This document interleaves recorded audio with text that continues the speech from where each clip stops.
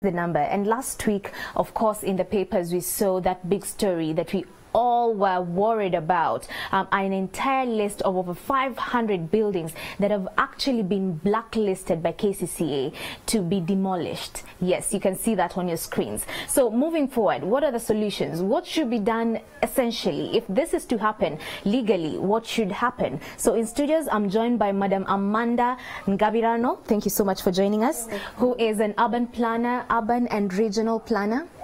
Yes. Over 500 buildings blacklisted for demolition. And of course, we know the divisions that have been affected. We have Rubaga, we have Central Division, Makinde, Kawempe, and Nakawa. Of course, with Rubaga being the least affected, only 56 buildings will be demolished. Why are we saying this? This is a big number. It's the order of urban development and urban planning. Demolition is part of the story, especially if there is reason or justification for them to be demolished. And this is not only happening in Kampala, it's happening in Nairobi, it's happening in most of African cities. Because I think at a certain point, urban planning or physical planning was neglected and individuals became in charge of their own spaces. So because of that, we have realized that it's time to correct those messes. So it's a normal process in the urban development and urban planning. But these policies have been there for time immemorial, you know. Why are we seeing this? Because I know before you are allowed to build, you have to be, your plan has to be approved and you have to abide by those rules and regulations. So why do we see structures cropping up every single day and now we are at the point whereby we need to demolish? It's sad because demolitions are costly. It's about money. It's about lives. It's about businesses.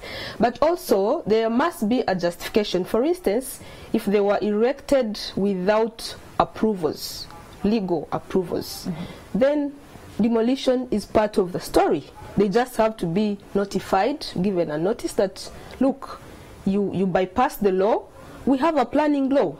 In fact, the new one is 2010, Physical Planning Act. But before that, we had another one of 1964, Town and Country Planning Act. So we've been having the law, and demolition has been catered for even in the one of 1964. So if people did not get approvals, surely that was their risk. But if they got approvals, that's another story. Why are they going to be pulled down if they were approved? So the owner in this case is not the person that has to be targeted, but still it can be demolished and there's a legal provision for that kind of person. They have to be compensated, and this is the government, because urban planning, physical planning is a government responsibility. Correct. So it has to be a matter of compensation. But then there are also other reasons why demolitions are approved. If it's in a wetland, for instance, the water catchment purpose of that wetland is affected. So the buildings in the wetlands can be brought down. It's legally provided for. They could also be demolished if there is need for infrastructure development, let's say a road that is passing through that section. It's provided for. That kind of demolition, if they were approved, requires compensation or fair address. So for me, this is a normal process, but caution has to be taken that it's legally done, and if there is room for compensation, and I think it shouldn't be only buildings. We have other things to discuss, like fuel stations. Because if you have fuel stations for every after 200 meters, 300 meters, that is not allowed. But let me ask you So all that has to be addressed at once. Yeah. But let me ask you a question. Of course, Omuntu Awansi now is saying, and we saw this when Andrew Chamagero was down, asking these questions and just getting the views of residents and, you know, citizens in the country. And most of them were asking, okay, fine. By the time a building is erected, it takes months, if not years. So what happens to the monitoring system? Because you can't just say that, because I know when it happened, actually KCCA started this demolitions in April this year, and then it was halted because of legal issues. But when we approached them, they said, and this was in the dailies, they said, but these buildings are built during the night. So the question was, what happens to monitoring? Why then can't you monitor during the day? So where is the gap? I want to assure you that there is no gap. These buildings, everybody sees them coming up. And there must be an eye monitoring them in another way. The gap could be in the administration, in the enforcement, but I also think it's like a deliberate gap created by those who are supposed to do their job. These buildings come up when everybody is seeing them, and the authorities are really, really aware. So is it corruption? They are aware. There must be a bigger problem than just not seeing what's happening. We all see, and we see them functioning, operating. They pay taxes. I mean, they have tenants that pay taxes. Who do they pay to? Is the bigger problem corruption? You can't rule it out. Why are buildings being erected and nobody is saying anything? That is a message that there's a way it's being dealt with, and you can't rule corruption out, which is absurd, because corruption over space is going to lead the country into trouble. It's going to cause unrest. I'll give you an example of the market next to the railway reserve in Chireka. That market just came up like a joke, you know, and people are now settling there. So time will come that someone will wake up and say, we are going to demolish this market. And this is about lives. It's about people. So really the planners in charge have to be very careful. The planning committees should not betray the country, should not betray the people. But then the public should also cooperate. This is planning. We must bring down what has to come down. We were able to speak to some of the yes, we were able to speak with some of the landlords, of course. I'm just touching base with them after this particular story was run in the papers last week. And most of them were saying that I have complied. I bought this piece of land, I went through the normal process, and I complied. So most of them, but we were getting to know that for some of them it's also a point of ignorance. So when you acquire a piece of land and you have this vision of maybe erecting a complex or whatever structure, what ideally should happen? What's the process? There is supposed to be a physical development plan that guides development and dictates what development should be in what zone, in what area, in what densities. And that development can be flexible. We can amend if they are compatible. For example, if it's a residential zone, we could add in like a shopping mall, because people need to go shopping so close to their homes. Right. And we will not add industries, for example, because of air pollution, the traffic they generate. So we can be flexible. So once that plan is approved, everybody who submits a building plan for approval, one thing we check first is if it complies with the land use that is supposed to be in that zone. If it doesn't, that's already out. The owner or the developer is advised that it has to be residential, it has to be commercial, it has to be recreation, it has to be an open space. So they go back and they change. So once everything is okay, including the health provisions, the drainage, then the plan is approved. And that person must keep that evidence, that document. What is the process of getting a plan approved? Because I know that's where the problem is. The problem is not the approvals. The approvals have a process. And I think KCCA tried to speed up the process because it used to be slower. People are now saying the process is now faster. There are planning committees that include an environmentalist, physical planner, health people. They sit down and assess every detail of the structure in relation to the environment, the traffic impact assessments, and then they approve the plan. But they can also reject it and indicate what has to be addressed. Let me ask you this question. Do we say that that's where the gap comes in terms of corruption? Because when you spoke to this landlord, they say, but I have an approved plan. It was approved. And also I have a go-ahead. So why am I being told that I'm being earmarked for demolition? That is very unfair. And that's how we are going to be exposed. Because we are not supposed to be corrupt, because it will show on space that we were corrupt, that we did not follow the order, we did not respect the plan, that we bypassed in a certain way and let the buildings come up. And then when people are going to pay the price right now, I think it's very difficult for the government to justify it if they were approved. It is justifiable if they were not approved. But if we demolish approved structures, compensation has to be considered. But then the public also should avoid corruption to do with development of structures.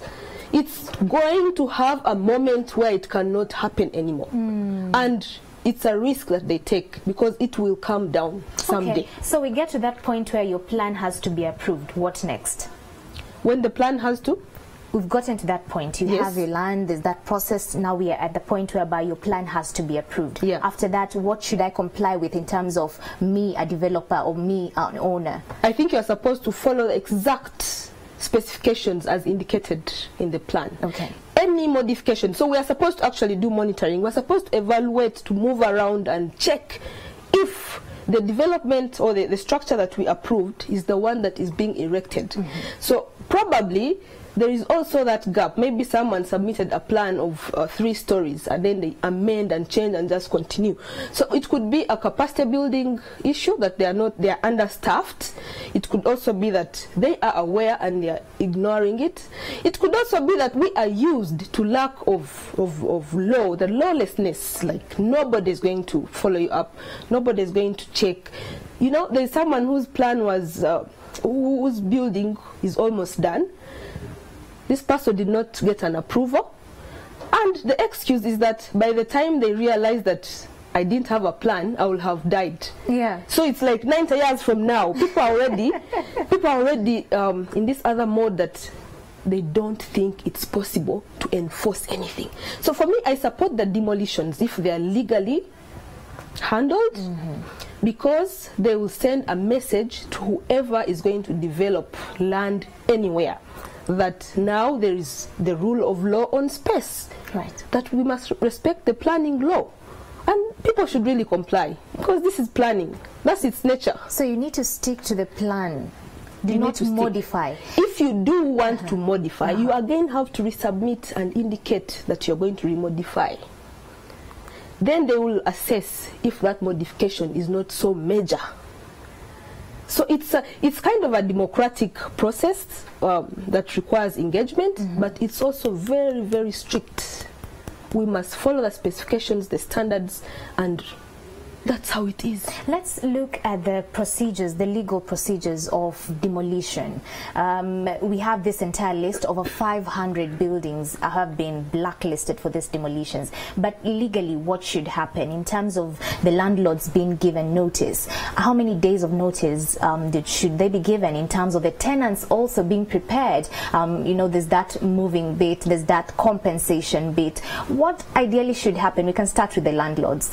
What should happen is that they should be notified and given a notice of 2 weeks that ABCD is the reason why this building has to come down. You did not comply with the standards, you did not get an approval, so we are coming to your property to bring it down. Please prepare. And I think it's the owner to notify the tenants. Okay. I don't think it's the planning authority that has to notify the tenants. The contract or the communication is between the planning authority and the developer. What happens in that space and the relationships in that building, I don't think the authority has so much to do. But communication is very good, that they give them notice. Then they have to get back to them, probably ask for an extension, you know. But it's supposed to be like that legally. And how many days of notice should the landlords give the tenants? That is not catered for, because in the law. So I can tell you today, you have to get out. The developer has to communicate. So I see that the tenants should be upset with the developer, with the landlord.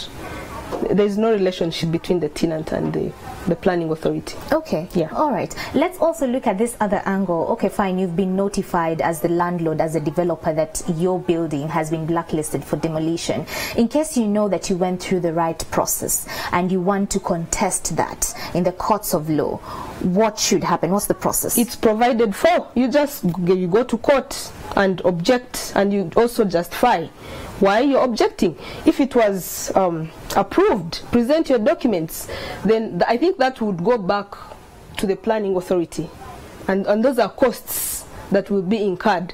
So I don't know if the government is able to pay these costs if people actually got approvals. And if they got approvals, it's advisable that they arrange compensation. Then pulling the building down is in order. Compensation, I don't know the ability of the authorities to compensate. Because if they don't compensate and these people got approvals, it also means that they will win this case in courts of law, and so again the planning authorities have to pay them, maybe even more. But the thing is that some demolitions are very necessary because we need to open up access. Some buildings cannot be even accessed. I mean, we have a fire outbreak and there's no access to that building. So why do you keep that building? Because it's a danger to society, it's a danger to the people, to businesses. But who do we blame? Because we were having this discussion with you before we went on air, and we were just, sampling some of the buildings that you can't even imagine being a tenant in there. When it rains, it's disaster. When there's no lights, it's disaster. When there's, an emergency, it's a disaster. So who do we blame for such buildings coming up and actually being allowed to operate on a day-to-day basis? I'm sure these landlords pay taxes. Unfortunately, it's the planning authority, because you may want to leave people to run their business in that building, but there is a risk, and life is what you cannot really buy. So we urban planners, regional planners, are supposed to protect people in all ways, even forcefully. Whether they like it or not, we tell them this building is in the wrong place. When it rains, you may die because of floods. Or this building is about to collapse, or you didn't follow the standards. This building is not in the right form. So we actually get in to force the public to comply because of their own benefit. So the planning authority has to really avoid being compromised or being careless in any way, because it will come up, like I told you. You will see that people will die when it collapses, and again they will blame the planning authority that the building was not monitored, it was not. So I think if there's a problem of capacity building, it should be addressed. If there's a problem of corruption, it should stop. There is no room for corruption on land use development, because like I told you, it will be seen. A corrupt area can be seen, a corrupt country can be seen also over space. How can a building face anywhere? How can there be no skyline? For instance, you have a nice skyline already in place, then you have something shooting up on the hill. There's something in Naguru, a building there, that is completely out of place. I mean, we are supposed to ensure that there is order over space. We are supposed to ensure that the space we have planned for, we are living in, is beautiful. We are supposed to ensure that the environment is protected, the wetlands are protected, and that business is running normally. So all those components, once somebody is corrupt and you see these things coming up, it's really betrayal. Let me ask you, we know that the planner, the urban planners, especially KCCA being the authority, has been big on changing the entire look of the city and just giving us this pimped up look, very polished. And we have these other structures that come up on a day-to-day basis, the makeshift structures. What's the move forward? Because the people who operate these makeshift structures are young people, SMEs who are starting up, a kibanda of Rolex, really. How should that be handled as well? Because I'm sure even these makeshift structures have been blacklisted for demolition.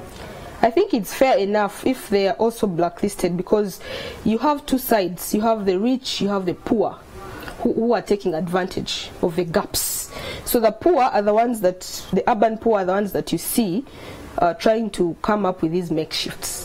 They also disorganize space, they distort the flow of traffic, and they're also dangerous because they have things like electricity which are illegally wired, connected.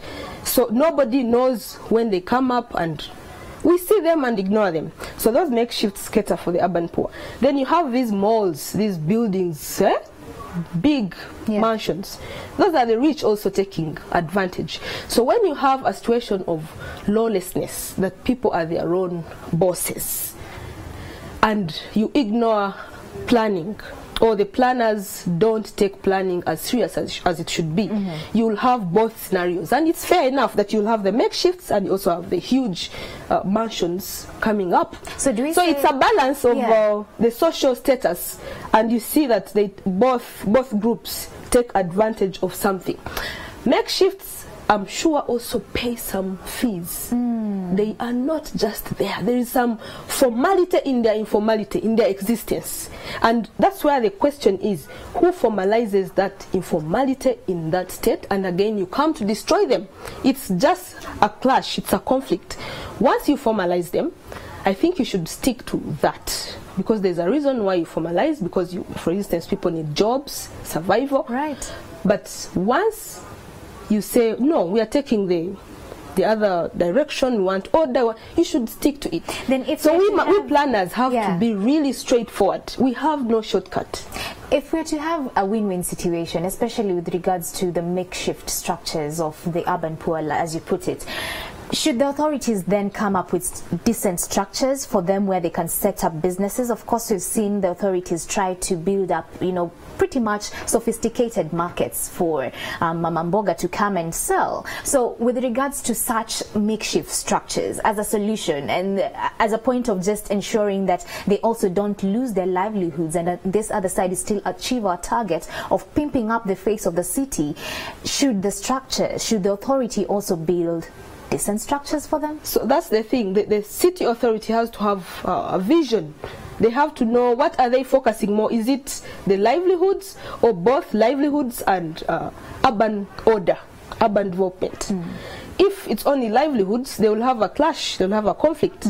But those makeshifts, whereas they make people's lives easier and they move around, they're actually not making good business for them. They have leakages, How do they get there? How do they operate? What else do they suffer from? The air pollution the whole day. They risk being burnt because of an electrical problem. So there are still risks. What I think has to be done, or I see other countries doing, is that the government has to set aside money. And seriously, it's not only the Ugandan government. African governments in general have taken forever to understand the purpose of urban development. They have not given it appropriate funding, budgeting that it requires. They have not understood its purpose. So other governments actually provide a percentage of funding to cater for that kind of system. For instance, they set for them a place where they can go maybe every Saturday for an open market day. We've seen it happening. You open up a square somewhere and people know every Saturday we make big sales, and this is the day we make our money. We make our money 4 days in a month. Otherwise, we supply what we have to other formal systems. Because even I've seen these markets, they are quite empty. But let me ask you, they're not going to buy. People's attitudes and cultures are still different. There's a clash between what's going on and people's attitudes, people's expectations. In terms of corruption, as we come to a close, do you think there's need, of course you're seeing the police being cleaned up, do you think there's need of the authority being cleaned up as well? I wouldn't call it cleaning up, but there has to be an investigation, especially looking at that list of buildings that have to be demolished. There has to be an investigation if they were approved. When were they approved? What were the conditions for the approval? Because sometimes there are conditions that is approved as long as you take care of the storm water, as long as you take care of the traffic. So it has to be assessed, and if really the planner at that time or the planning committee at that time stamped, that has legal implications. All right. Thank you so much, Amanda. You're welcome, Mala. We are grateful. Thank you so much for shedding light. In case you're a developer, in case you have any plans, guys, over 500 buildings have been blacklisted for demolition. You can imagine that loss, So in case you have plans, just comply by the rules of the land and just ensure that you are on the safe side of development with regards to the laws and regulations here in the country. That has been it for Solution segment. Up next is Take Note. Keep it here.